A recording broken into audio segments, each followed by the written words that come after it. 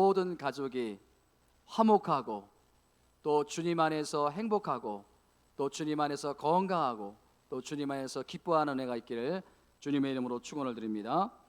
자, 한번 17장 1절 말씀에 보면요, 마른 떡 한 조각이 있고도 화목한 것이 제육이 집에 가득하고도 다투는 것보다 낫다.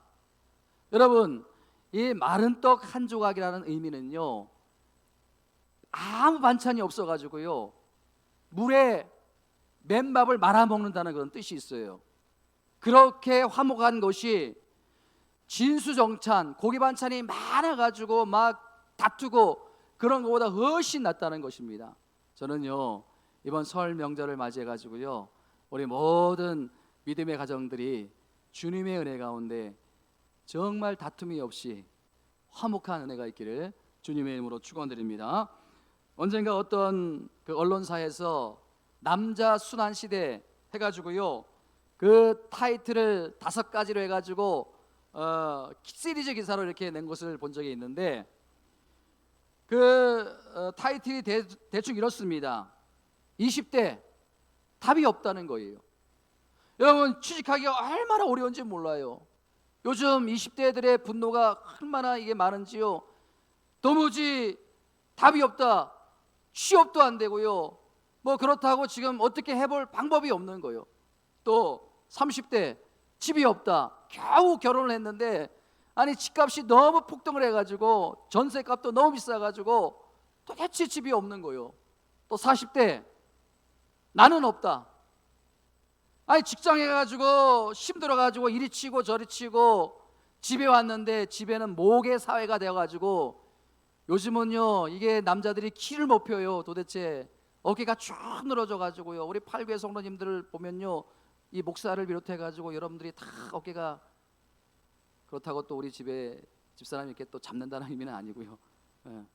이게 도대체 이 남자 존재감이 없는 나는 없다. 40대 애완을 다루는 거 아닙니까? 50대 일이 없다는 거예요. 너무 일찍 명퇴를 당해가지고요 일이 없어요. 이게 어른들의 고민거리고요. 60대는 뭔지 아십니까? 낙이 없어요. 낙이 없어요. 예? 아무 낙이 없어요. 여러분, 이 20대부터 60대 이르기까지 이 강조하는 게 뭐예요? 너무 힘들다는 거예요. 너무 힘들다는 거예요. 너무 어렵다는 거예요. 뭐 남자 순환 시대만 있겠습니까? 여자 순환 시대도 있지 않겠습니까? 여러분, 이런 상황이다 보니까 어떤 기사의 칼럼을 보니까 이런 칼럼의 기사가 있더라고요. 한국 사회에 정말 위로가 필요하다. 한국 사회에 정말 위로가 필요하다. 여러분, 우리가 위로가 필요한데 어디 가서 위로를 받을 수가 없는 거예요. 지금 보세요, 여러분. 이 한국 뭐 오미크론 때문도 그렇고요. 여러 가지 상황 때문에 사람들이 울분이 있고 분노가 있고 여러 가지 상한 마음이 있는데 어디 가서 위로받을 곳이 없어요. 위로해 주는 곳이 없어요. 이런 안타까운 현실이 되어 버렸는데 제가 정말 가슴이 아픈 게 뭐냐 하면요, 사람들이 이렇게 여유가 없고 쫓기고 또 마음이 힘들다 보니까 적절하게 위로를 받지 못하니까 가정에 가서 남편에게 위로를 받기 원하는데 아내에게 위로를 받기 원하는데 위로가 되지 않고 울분이 자꾸 생기니까 갑자기 화가 나는 거예요. 저도 요즘 왜 그런지 모르겠어요. 저도 자꾸 이렇게 화가 날 때가 있어요. 집값이 하늘 높이 뭐를 치솟고 있고 지금 그것들 봐도 화가 나고 또 대통령을 뽑아야 되는데 역대급 비호감 때문에 도대체 누구를 뽑아야 되는지 그걸 봐도 화가 나고요. 우리 주변에 보면요 분노와 울분이 있는 분들이 너무 많아요. 상처가 있는 분들이 너무 많아요. 아무것도 아닌 일인데 막 짜증이 나고 화가 나고. 여러분 그 층간소음 그거 못 참습니까? 그것 때문에 칼부림이 나고 이런 것들이 다 너무 힘들다는 거 아닙니까? 너무 어렵다는 거 그 의미를 표현하는 거 아닙니까? 사랑하는 성도 여러분, 우리가 이럴 때일수록 어려울 때일수록 우리 믿는 그리스도인들은 이기적인 삶이 아니라 이타적인 삶을 살아가는 은혜가 있기를 주님의 이름으로 축원을 드립니다.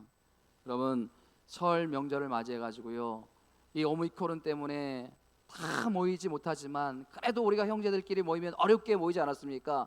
절대 여러분 싸우지 마세요. 다투지 마세요. 여러분 제가 언젠가 말씀드렸죠. 설 명절에 우리가 모이면 무슨 이야기 하지 말라고요? 정치 이야기 하지 말라고. 정치 이야기 하면 분명히 싸움 납니다. 예? 이게 세대 간에 또 뭐 추구하는 바가 틀려가지고요, 어떤 분은 나는 보수다, 어떤 분은 진보다, 또 형제끼리도 이게 진보다 보수나 갈라져가지고 이 두 괴물이 싸움을 붙여가지고 그냥 가족끼리 싸우고 난리가 나고. 여러분, 부모님이 뭐 우리에게 뭘 요구합니까? 부모님이 원하는 부모님이 뭘 원하는 거예요 도대체? 예? 못해드려서 불효가 아니가요, 부모님 앞에서 형제가 싸움 박질하는 게 이게 불효예요. 다른 게 불효가 아니라. 예? 부모님들이 원하는 건 뭐예요?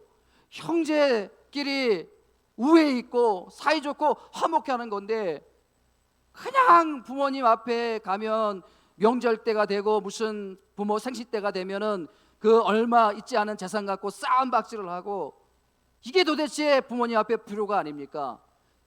다른 거 해드리는 게 여러분 효도가 아니에요.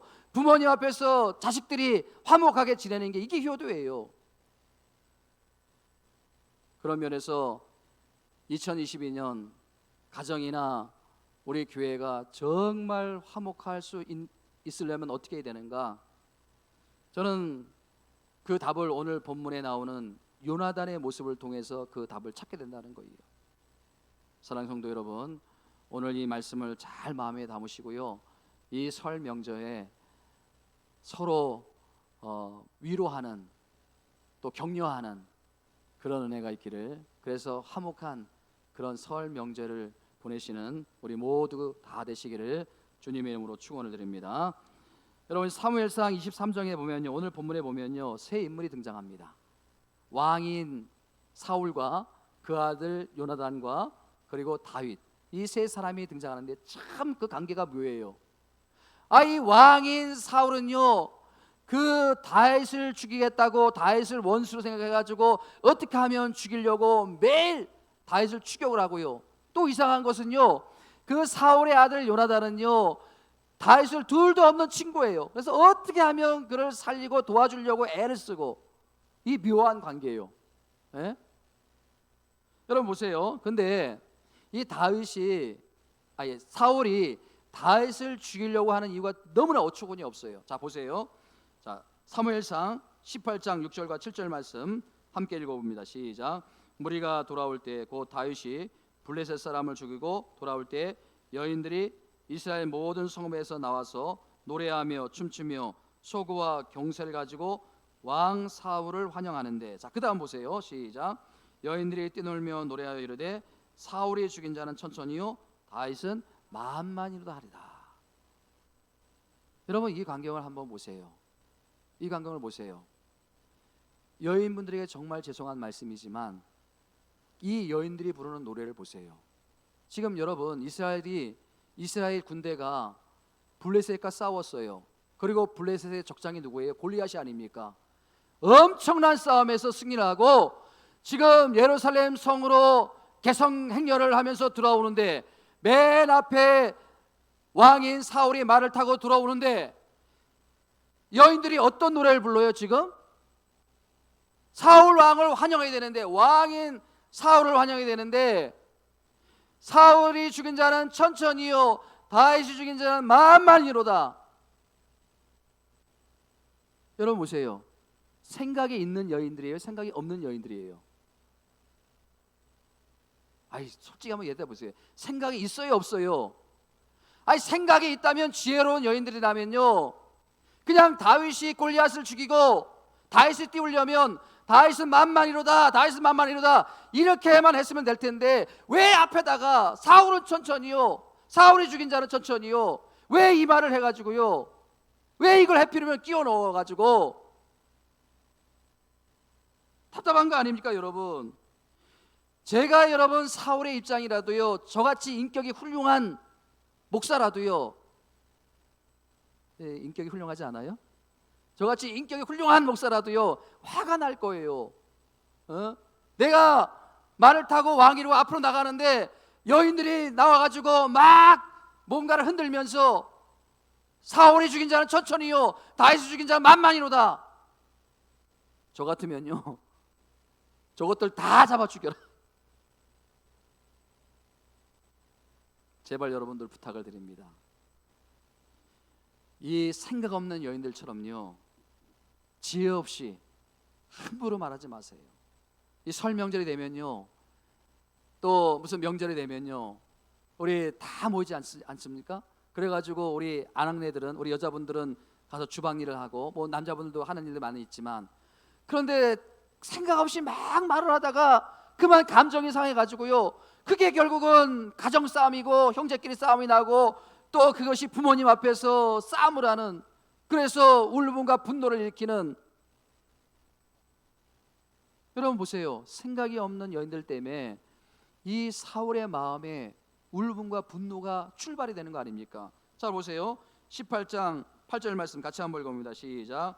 사울이 그 말에 불쾌하여 심히 노하여 이르되 다윗에게는 만만 돌리고 내게는 천천만 돌리니 그가 더 얻을 것이 나라 말고 무엇이냐고. 여러분 왕이 아니라도요 그 어느 누구라도요 열받지 않겠습니까? 에? 여러분 우리 인간은요 이 말 한마디가 굉장히 중요한 거예요. 우리 부부관계도요 이 말 때문에 마음이 상하는 거 아닙니까? 상처를 받는 거 아닙니까? 예? 여러분 연애할 때는요 그렇게 좋은 말만 해주고 당신이 최고 이뻐요, 당신이 최고야요 뭐 그러면서 좋아가지고 결혼한 다음에 왜 이렇게 변하는지 모르겠어요. 예? 그냥 말 한마디 그거 저부터 잘못한 거예요. 저부터 보면 문제가 있어요. 예? 어제 오늘 생각하니까 저도 또 좀 미안하더라고요.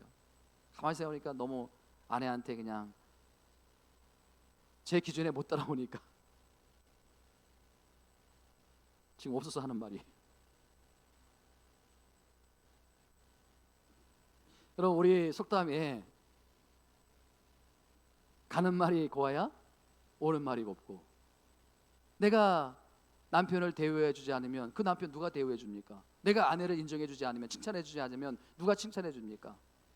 예? 여러분 아내들은요 사랑받고 싶은 욕구가 있고요 남편들은요 칭찬받고 싶은 욕구가 있어요. 그 욕구를 채워주는 게 그게 부부 아닙니까? 여러분 말 한마디에 청량빛을 갚는다고 하지 않습니까? 사랑하는 성도 여러분, 여러분들이 어떤 말을 하든지 그 말에 지혜 없는 말이 아니라 지혜 있는 말이 되기를 주님의 이름으로 축원드립니다. 여러분 지혜가 없으면요 이 여인들처럼 이 노래가 화근이 돼가지고 울분과 분노를, 여러분 보세요. 그 결과가 어떻게 나타나는지, 사울이 어떻게 되는지. 자 18장 19절 말씀, 이 사울이 그 여인들의 노래 때문에 심히 마음이 불쾌해가지고 그 결과가 어떻게 나타나는지 같이 한번 읽어봅니다. 시작. 그날 후로 사울이 다윗을 주목하였더라. 사울이 다윗을 주목했다는 것은 째려봤다는 거예요. 이제 내가 너를 죽이고 말겠다. 근데 여러분 제가 이 말씀을 가만히 보면서 참 이상하다 그런 생각이 드는 게 뭐냐면요, 여러분 보세요. 지금 사울이 누구의 노래 때문에 심히 마음이 불쾌하고 그 마음에 분노와 울분이 일어났습니까? 누구 때문이었습니까? 여인들의 노래 때문이었어요. 아니 여인들의 노래 때문에 자기가 울분이 생기고 분노가 생기고 질투가 생기고 그랬다면 그 여인들을 째려보고 그 여인들을 주목해야 되는데 엉뚱하게 화살이 가는 거예요. 다윗을 주목하고 있는 거예요. 여러분 우리가 가정에서요 우리가 울분과 분노가 생기면 그 사람에게 가야 되는데 엉뚱한 곳에 방향이 틀어가지고요 교회도 마찬가지가 아닙니까? 이해가 안 되는 거예요. 여러분 이걸 가만히 생각해 보면요 우리가 어떤 그 말 때문에 마음에 분노가 이고 마음에 울분이 일어나고 마음이 상하고 그러면요 그 마음을 누가 주장하는가 하면요 사단과 마귀가 그 마음을 이용하는 거예요. 예? 여러분 왜 사울이 그 여인들 노래 때문에 기분이 상했는데 그 여인들을 째려봐야 되는데 그 여인들을 노려봐야 되는데 왜 다윗에게 그 화살이 갑니까? 사단과 마귀가 그 마음을 이용하는 거 아닙니까? 프랑스의 유명한 사상가 몽테뉴가 이런 말을 했습니다. 분노는 기묘한 사용법을 지닌 무기다. 다른 무기는 사람이 다 사용하지만 분노라는 무기는 반대로 우리를 사용한다. 우리가 모든 감정을 웬만하면 다 컨트롤할 수 있는데 분노라는 건 안 된다는 거예요. 분노라는 건 우리가 품게 되면요, 내가 분노를 조절 못합니다. 분노가 나를 이끌어가는 거예요. 그 다음부터는요, 분노가 나를 지배하는 거예요. 여러분 보세요. 이 사울이 울분과 분노를 품게 되니까 사울이 통제가 안 되는 겁니다. 통제가 안 되는 거예요. 그래가지고 엉뚱한 사람에게 화살을 돌리고 엉뚱한 사람들을 주목하는 이런 우를 범하는 게 아닙니까? 여러분 사실 생각해 보면요, 진짜 다윗에 대해서 분노를 품어야 될 사람은 누구예요? 사울이 아니라 요나단이에요. 사실은 여러분 보세요. 지금 다윗이 어떤 구도로 가고 있는 겁니까? 사울 다음에 왕이 될 수 있는 구도로 나가고 있는 거예요. 지금 사울 왕의 아들은 누구예요? 요나단이 아닙니까? 그러니까 당연히 요나단이 왕이 되어야 되는데 지금 여인들이 노래를 부르는 거예요. 사울은 천천히고 다윗은 만만이로다. 그러니까 지금 그 구도로 가면 다윗이 왕이 되는 거예요. 가장 열받고 가장 마음의 분노와 울분이 일어날 사람은 요나단이에요. 요나단이에요. 아버지의 원수면 자기의 원수 아닙니까? 저는요, 다윗도 정말 위대한 성령의 인물이지만요, 다윗 못지않게 요나단도 정말 훌륭한 믿음의 사람이다. 여러분, 이 요나단이요, 어떻게 분노와 울분을 통제하고 그가 진정한 위로자로 나갈 수 있는가? 오늘 제가 그것을 여러분들에게 가르쳐 주려고 하는데, 오늘 여러분 본문에 보면요, 특별히 17절 말씀에 보면요, 그 요나단이 진정한 위로자가 될 수 있었던 세 가지 요소가 있습니다. 여러분 한번 잘 들어보시기 바랍니다. 첫 번째, 요나단이 어떻게 진정한 위로자가 될 수 있는가? 분노와 그리고 울분을 가지고 다윗을 죽이도 시원찮은데 어떻게 다윗에게 진정한 위로자가 될 수 있는가? 첫째, 요나단은요, 정말 탁월한 영적인 안목을 가졌다는 거예요. 17절 말씀 다 함께 읽어봅니다. 시작. 곧 요나단이 그에게 이르기를 두려워하지 말라. 내 아버지 사울의 손이 내게 미치지 못할 것이요 너는 이스라엘의 왕이 되고 나는 내 다음이 될 것을 내 아버지 사울도 안다 하니라. 여러분, 이 세상적인 관점에서 말도 안 되는 이야기 아닙니까? 예? 여러분, 이게 그 아버지 사울의 입장에서 보면 말도 안 되는 이야기 아닙니까? 아니 어떻게 원수의 편에 섭니까? 아버지 편에 서야지요. 예? 말도 안 되는 이야기예요. 그런데 여러분, 어떻게 요나단이 이렇게 말할 수 있는가? 두려워하지 말라. 내 아버지 사울의 손에서 내게 미치지 못할 것이요 너는 이스라엘의 왕이 되고 나는 내 다음이 될 것이다. 어떻게 이런 진정한 위로자가 될 수 있는가? 보니까 요나단은요, 영적인 것, 육적인 것을 뛰어넘어 가지고 하나님의 관점으로 모든 상황을 바라보는 영적인 영안, 영적인 안목을 가진 사람이 바로 요나단이라는 거예요.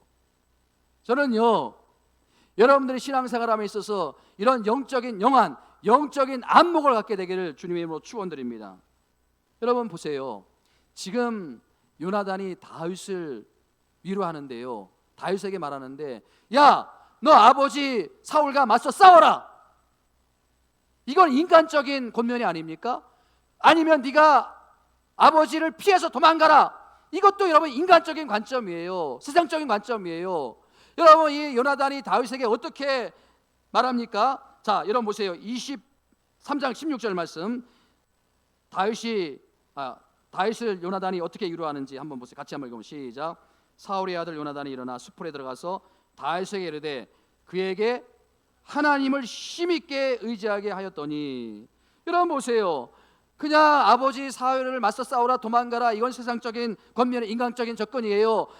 눈에 보이지 않지만은 다윗아, 하나님이 눈에 보이지 않지만은 하나님만 더 의지하고 하나님만 더 믿고 하나님께 기도하라. 하나님이 너에게 힘을 주실 것이다. 여러분, 이런 목회자처럼 이렇게 다윗에게 위로를 하지 않습니까? 권면하지 않습니까? 이게 여러분 영적인 안목을 가졌기 때문에 그런 거예요. 영적인 안목을 가졌기 때문에. 여러분 23장 18절 말씀도 함께 봅시다. 시작. 두 사람이 여호와 앞에서 언약하고 다윗은 수풀에 머물고 요나단은 자기 집으로 돌아가니라. 두 사람은 누군가 누구예요? 다윗과 요나단이 아닙니까? 다윗과 요나단이 여호와 앞에서 언약을 했다고 하는데, 여러분 이것은요 두 사람이 의논하고 두 사람이 쌍방에 뭔가 했다는 게 아니라 요나단이 주도적으로 다윗에게 지금 말하고 있는 거예요. 그리고 약속을 하는 거예요. 내가 너를 아버지 손에서 지켜주겠다. 걱정하지 말라. 내가 기도해 보니까, 내가 하나님께 기도해 보니까 하나님이 너를 지켜준다. 영적인 안목을 가진 사람 아닙니까? 저는요 목회자로서 종종 저에게 이런 질문을 합니다. 김대동 목사, 너는 영적인 사람인가? 너는 영적으로 목회하고 있나? 너의 목회는 영적인가? 너는 모든 상황을 영적으로 바라보고 있는가? 저는요 날마다 새벽마다 기도합니다. 하나님, 우리 성도님들이 일어나는 모든 일들을요 영적인 관점에서 보기를 원합니다. 그리고 영적인 관점에서 말씀을 증거하기를 원합니다. 새벽마다 기도해요. 왜? 인간적인 관점은 아무 의미가 없어요. 만약에 여러분 요나단이 인간적인 관점을 가지고, 야, 너 아버지, 네가 힘이 있으니까, 너를 따르는 많은 추종인들이 있으니까 너 아버지와 싸워 이겨라, 네가 왕위를 쟁탈하라, 이게 아니에요. 이게 아니고요, 목회적인 관점에서, 영적인 관점에서 그럴 때일수록, 이렇게 힘들수록 더 하나님 붙들고 기도하고 더 하나님 바라보고 더 하나님의 은혜 가운데 네가 살아야 된다. 이게 여러분 영적인 관점, 목회적인 관점이 아닙니까? 때로는요 제가 이 강단에서 말씀을 증거함으로 말미암아 여러분 마음에 상처가 되는 말씀이 있을 수도 있어요. 그러나 여러분, 저는 모든 상황을 영적으로 바라보기 때문에 선지자적인 입장에서 말씀을 증거할 수밖에 없어요. 여러분들이 믿음으로 받아들이시고 아멘으로 받아들이시고 그 말씀으로 여러분들이 기뻐 순종하면 그 말씀 보게 되는 거예요. 여러분 로마서 8장 5절 6절 말씀 보십시다. 함께 읽어봅시다. 시작. 육신을 따르는 자는 육신의 일을, 영을 따르는 자는 영의 일을 생각하니. 그 다음 6절 말씀 시작. 육신의 생각은 사망이요 영의 생각은 생명과 평안이라. 육신의 생각은 사망이요 영의 생각은 생명과 평안이라. 여러분, 요나단이 가장 울분이 많고 가장 분노가 많아야 될 텐데 어떻게 이렇게 마음의 평안을 가지고 다윗을 위로하고 다윗을 목회자처럼 이렇게 권면할 수 있는가? 영의 생각을 하기 때문에 그런 거예요. 영의 생각을 했기 때문에 이 다윗의 마음에 뭐가 있는 거예요? 하나님이 주시는 생명과 평안이 있는 거 아닙니까? 저는요 여러분, 이 자리에 예배드리는 여러분 가운데 이제는 육신의 생각을 벗어버리고요 영의 생각을 하시기 바랍니다. 영의 생각을 하시면요 여러분 마음 가운데 하나님이 주시는 생명과 평안이 자라게 될 줄 믿습니다. 여러분, 저나 여러분들이나 진짜 심각하게 물어야 될 게 뭐냐 하면요, 나는 진짜 영적인 사람인가? 나는 진짜 영적인 사람인가? 나는 진짜 영의 생각을 하는 사람인가? 여러분 보세요. 나는 왜 이렇게 매일 좌절하고 절망하고 낙심하고 우울하고, 나는 왜 이런가? 나는 왜 분노가 자꾸 일어나는가? 나는 왜 자꾸 울분이 일어나는가? 이게 여러분 육신의 생각을 벗어버리지 못하기 때문에 그런 거예요. 자꾸 육신의 생각에 내가 갇혀있기 때문에 그런 거 아닙니까? 바라기는 여러분 이 육신의 생각을 내려놓으시길 바랍니다. 육신의 생각을 벗어버리시길 바랍니다. 여러분, 우리 교회는요 영적인 공동체인가? 또 여러분의 가정은 영적인 가정인가? 또 여러분들의 자녀를 영적인 기준으로 가르치는가? 정말 여러분 우리가 진지하게 묻고 기도해야 됩니다. 여러분, 그 잣대는 뭐라고요? 그 잣대는 영의 생각은 뭐라고요? 영의 생각은 뭐라고요? 생명과 평안이니라. 영의 생각은 생각과 평안이에요.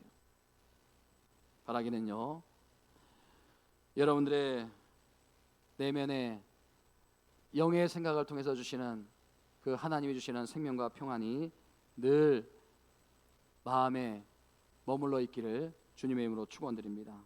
자, 그런가 하면 두 번째, 요나단이 어떻게 그렇게 진정한 위로자가 될 수 있었는가? 철저한 자기 희생을 바탕으로 했기 때문에 그런 거예요. 철저한 자기 희생을 바탕으로. 여러분, 다시 한번 23장 10절 말씀을, 그 의미를 생각하면서 다시 한번 읽어봅시다. 시작. 곧 요나단이 그에게 이르기를 두려워하지 말라. 내 아버지 사울의 손이 내게 미치지 못할 것이요 너는 이스라엘의 왕이 되고 나는 내 다음이 될 것을 내 아버지 사울도 안다하니라. 여러분 정말 놀라운 게 아닙니까? 여러분 우리 인간이 얼마나 욕심이 많습니까? 예? 여러분 요나단이 왜 욕심이 없었겠습니까? 인간이 얼마나 욕심이 많은데 어떻게 이렇게 왕의 아들이 이런 말을 할 수 있겠는가? 저는요 이 말씀을 묵상할 때마다 야, 이 요나단이 정말 대단한 사람이구나. 여러분 오늘날 보십시오. 이 대형 교회들이 얼마나 지금 비난을 받고 있습니까? 세습 문제로, 교회를 물려주는 문제로 평생 동안 그렇게 훌륭하게 목회를 했는데 그 훌륭하신 목사님 그리고 그의 자녀, 너무나 안타까운 거 아닙니까? 저 명일동에 있는 무슨 교회요, 대법원에서요 판결이 났어요. 그렇게 그 아들에게 물려주려고 했는데 이제는 그 지위가 없다는 거예요. 이제는 영향력을 행사할 수 없다는 거예요. 불법이라는 거예요. 세상에 여러분 사회에 가가지고 이렇게 소송을 받는 게 이게 말이나 됩니까? 또 여수에 있는 모 교회도 지금 난리가 아니더라고요. 왜 그런 거예요? 욕심 때문에 그런 거예요. 욕심 때문에. 욕심 때문에. 육의 생각 때문에 그런 거 아닙니까? 저는 감사해요. 우리 아들놈이 목회당 꿈도 꾸지 않고 아예 목회되면 고개를 절레절레 흔들어서 너무 감사해요. 뭐 우리 교회가 그렇게 큰 교회 될까?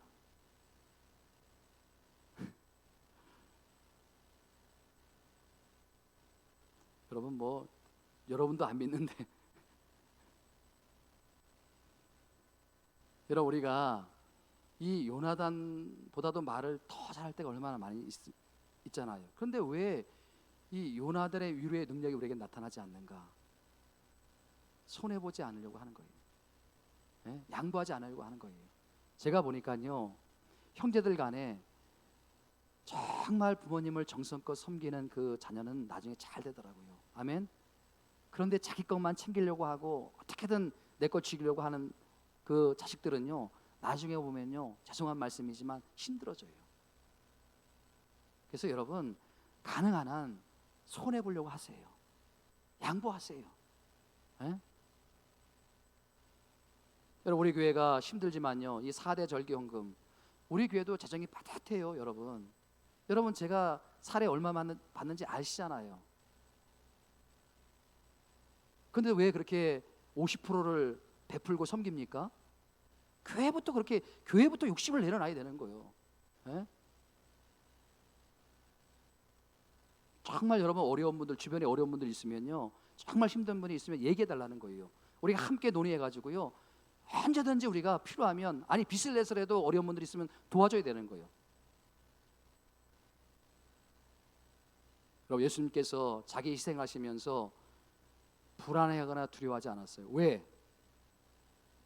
오히려 담대하고 기뻐하셨어요. 왜? 예수님은 늘 영의 생각을 했기 때문에 그 마음에 생명과 평안이 있기 때문에. 요나단도 마찬가지가 아닙니까? 여러분 요나단이 그 자기에게 돌아올 그 왕위, 왕권을 내려놓는 게 쉬워요? 여러분 요나단이 그렇게까지 하기까지 이러한 진정한 인도자가 되기까지 얼마나 많은 신앙의 연단과 훈련이 있었겠습니까? 신앙과 연단의 훈련이 없으면요 결코 이러한 요나단과 같은 인도자가 될 수 없어요. 결정적인 순간에 이렇게 할 수가 없어요. 결정적인 순간에 양보할 수 없어요. 결정적인 순간에 손해볼 수 없어요. 요나단이 끊임없이 작은 훈련과 끊임없이 작은 믿음의 훈련에 있기 때문에 가능한 것이 아닙니까?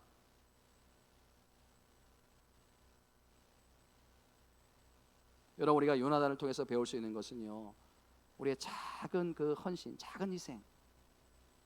저는요 지난 목요일에 이제 잔을 타고 극동방송을 이렇게 듣는데 어느 목사님께서 이런 이야기 하시더라고요. 이 목회를 하시다 보면요 굉장히 힘들 때가 많다는 거예요. 그냥 괜한 오해로 욕을 먹을 때도 많고요. 또 그 성도님들한테 상처를 받을 때도 많이 있다는 거예요. 그 정말 진심으로 대하는데 성도님들은 그 진심을 받아주지 못하고 오히려 목사님을 비난하고 목사님을 헐뜯고 그래가지고요 이 목사님이 너무 힘들어가지고요 이제 내가 목회를 좀 쉬어야 되겠다, 너무 탈진이 돼가지고 뭐 몸도 많이 시달해지고. 그런데 어느 연로 장로님으로부터 큰 위로를 받았다고 하시면서 이런 간증을 하시는 거예요. 여러분 절대 이거는 여러분들에게 뭐 헌금에 대한 부분을 얘기하는 거 아니니까 절대 오해하지 마시고, 저는요 절대 헌금 강요하지 않습니다. 여러분들이 그냥 마음의 믿음대로 하시면 되는 거예요. 근데 여러분 또 제가 이런 뭐 얘기를 하면 괜히 또 무슨 목사님 헌금 얘기, 절대 그 얘기 아닙니다. 오해하지 마세요. 절대 오해하지 마세요. 그 어떤 그 연로하신 장로님 부부가 어느 날 목사님을 찾아오셨대요. 참 힘들어하는 그때 찾아오셔가지고 41억이 된 통장을 내놓으시더라는 거예요. 이게 무슨 이야기인가 제가 들어보니까 2년 전에 이 두 분이 찾아오셔가지고 목사님 집문서를 받아주십시오 이렇게 하시더라는 거예요. 그러니까 이분들의 이야기를 들어보니까 이 연로하신 장로님 부부 보니까 6.25 때 그 이북에서 이남으로 내려오신 거예요. 그러니까 얼마나 힘들었겠습니까? 그래가지고 그 힘든 가운데서도 열심히 살면서 그 70년대 초반에 이제 기도하는 가운데 집을 하나 사게 됐는데 그 집을 사는 게 너무 감사해가지고 하나님 제가 이 집을 하나님께 나중에 드리겠습니다. 그런 마음의 소원을 가지고 집을 구매를 한 거예요. 그래서 그것을 평생 잊지 않고 그러면서 열심히 사셨는데 몇십 년이 지난 다음에 그 집을 산 집이 폭등을 한 거 아닙니까? 서울에 있으니까 그 가격이 폭등을 하는 게 아닙니까? 얼마나 많이 올랐겠습니까? 그래가지고 개발업자가 와가지고 이제 집을 팔라고, 그러니까 이 장로님 부부가 생각을 한 거예요. 과거 70년대 초에 이 집을 구매하면서 하나님께 드리겠다고 약속한 것에 대해서 이제는 지킬 때가 됐다. 이제는 이것을 지킬 때가 됐다. 그래가지고 2년 언제 팔릴지 모르니까 마음이 변할까봐 그냥 집문서를 들고 들어온 거예요. 그래가지고 목사님 집문서를 받아달라고. 근데 이 목사님도 대단한 게, 장로님 제가 이 집문서를 받을 수가 없어요. 제가 어떻게 받습니까? 이 평생의 땀과 눈물과 헌신이 있는 걸 제가 어떻게 받습니까? 이 교회가 어떻게 받습니까? 받을 수 없습니다. 대신 그렇게 이게 복된 곳에 쓰여지기를 원한다면 교회가 도와드리겠습니다. 정말 가치 있는 일에 쓰실 수 있도록 교회가 도와드리겠습니다. 그리고 복지관에 연결을 시켜줬다는 거예요. 그리고서 교회가 앞으로 기도하면서 정말 가치 있고 정말 필요한 곳에 쓰여질 수 있도록 이렇게 교회가 도와드리겠습니다. 그렇게 했다는 거예요. 근데 그 목사님께서 정말 뼈저리게 느낀 게 뭐냐 하니까, 그렇게 선한 곳에 쓰임받기를 원하고 그렇게 기도하는데 연결이 되지 않더라는 거예요. 그게 잘 연결이 되지 않더라는 거예요. 쉽지가 않더라는 거예요. 그런 가운데 2년이 지났어요. 그래가지고 그 업자가 와가지고 그 50억을 통장으로 넣어준 거예요. 집을 이제 판 거예요. 그러니까 이 장로님 부부가 그 50억이 든 통장을 들고 이제 9억은 세금으로 떼고 41억이 든 통장을 들고 너무 마음이 불편하시더라는 거예요. 나중에 이 마음이 언제 변할지 모르고, 그 아들들이 있는데 그 아들도 사업을 하는데 당장 그 은행 융자가 필요한 그런 상황인데 그 아들들도 그냥 기꺼이 부모님들이 이렇게 약속을 했으니까 그렇게 하시라고, 우리는 열심히 일하면 된다고. 그래서 그 통장을 놓고 가시는데 이 목사님이 너무 난처하시더라는 거예요. 근데 그 다음이 너무나 감동적인 이야기인데요. 이 연로하신 장로님이 그 통장을 반대하는데도 끝까지 내려놓으면서 나가시면서 두 마디를 딱 하는데, 그 두 마디가 이 목사님 평생에 잊혀지지 않는 말씀. 그 두 마디가 그 목사님에게 얼마나 힘과 위로가 되었는지. 첫 마디가 뭔가 하면요, 목사님 너무너무 홀가분합니다. 너무너무 홀가분. 세상에 41억에 된 통장을 내려놓으시면서 목사님 너무너무 홀가분합니다. 여러분, 41억이 작은 돈인가요? 평생 동안 외제차 굴리면서 평생 동안 운전기사 두면서 평생 동안 놀고 먹고 노르셔도 되는 돈이 엄청 어마어마한 돈이에요. 그런데 그걸 내려놓으시면서 목사님 너무 홀가분합니다. 목사님이 그 통장을 펑 보셨대요. 그 통장을 놓고 펑펑 우셨대요. 두 번째 말씀이 무슨 말씀인가 하면요, 목사님, 내가 그 집에서 내 자식을 훌륭하게 다 키웠는데 너무 잘 됐는데 하나님, 제가 빈 그릇만 내놓는 것 같아서 너무 죄송합니다. 빈 그릇만 내놓는 것 같았어요. 저는 그 이야기를 듣는데 그 목사님도 마찬가지지만 그 연로하신 장로님의 그 마음의 깊이를 헤아릴 수가 없는 거예요. 어떻게 저런 마음을 가질 수 있을까? 이 목사들도 품지 못하는 마음을 어떻게 그 마음을 품을 수 있는가? 여러분, 오늘 이 시대는요, 정말 어른이 필요합니다. 그냥 말만 하고 막 큰 소리 치고요, 야단만 치는 그런 어른이 아니라 정말 말 한마디를 해도 실천할 수 있는, 실행할 수 있는 그런 어른들이 필요한 거예요. 예? 여러분, 그 목사님이 섬기는 교회는 비상이 걸렸대요. 난처한 거 아닙니까? 이제 그걸 어떻게, 정말 그 평생 못 바친 그 귀한 것을 헛된 곳에 쓰지 않기 위해서 어떻게 해야 되나?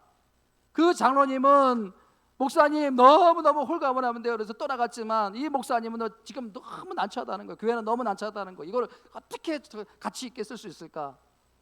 너무 복된 고민이 아닙니까? 행복한 고민이 아닙니까? 여러분, 우리가 이 요나단을 통해서 배울 수 있는 게 뭐예요? 말로만 하는 이유가 아니라, 요나단은 다윗에게 말로만 하는 이유가 아니라 자기의 가장 큰 것, 왕자를 다 내려놓는, 왕위를 포기하는, 그것을 다 내려놓고 네가 앉아라, 나는 다음에 한다. 말이 아니라 실천이에요. 말이 아니라 실천. 100마디 말보다 한마디 말을 하더라도 실천이 중요하다는 거 아닙니까? 오늘날 그리스도인들이 왜 이렇게 영향력이 없습니까?